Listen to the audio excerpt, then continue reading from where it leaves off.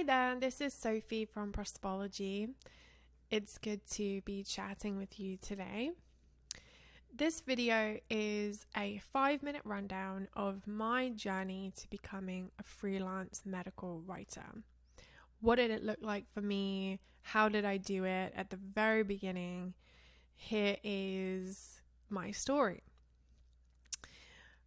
First of all, I had already had exposure to what the patient care process actually looked like because I'd worked in a hospital as a dietitian in a variety of different settings, from community to acute and everything in between.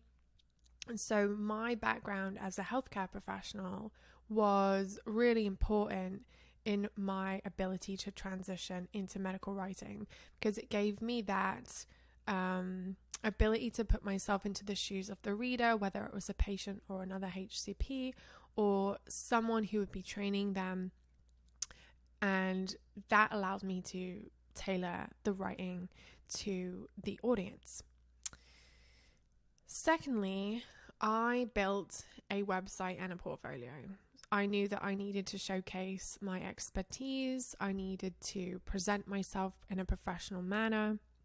So I pulled together any of the writing that I had previously done, whether it was during my time as a dietitian or in any other work that I had done, whether it had been presentations or webinars or interactive sessions that I had delivered, handouts that I had created, blog posts that I had written, anything that I could find that was in the healthcare space.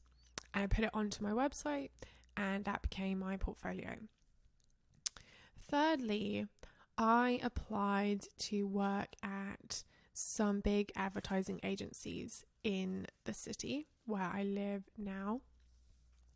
And I was able to, in the process of applying for a full-time job, start off as a freelancer. So start off on a contract for a few weeks so that I could find my feet, they could see if it was a good fit, and then we could reassess things, which was perfect for me because I knew that I didn't want to work full time. But I also wanted to experience having that submersion in everything and meeting everyone and, just fully experiencing that and making sure that I was 100% sure that I didn't want to work full time, and just gather those contacts, gather that experience, and just get that exposure to everything. That's my kitten in the background, if you can hear.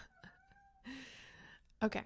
And fourthly, I finished that contract and I went out and found my first couple of clients. And so I did this through mostly networking, talking to people in the field, positioning myself as an expert in certain areas, putting forth my availability, my experience, and just talking to people and getting on the phone and discussing projects, discussing needs, and I just kept doing that until I got my first couple of clients. And so now obviously I have a more robust step-by-step approach that I teach people in everything I learned during that time. But if I have to give a really high-level overview of what happened, these are the things that happened. I'd love to chat more with you about this if you have any questions, and if you're not sure what the transition would look like for you, just let me know and we can have a conversation about it.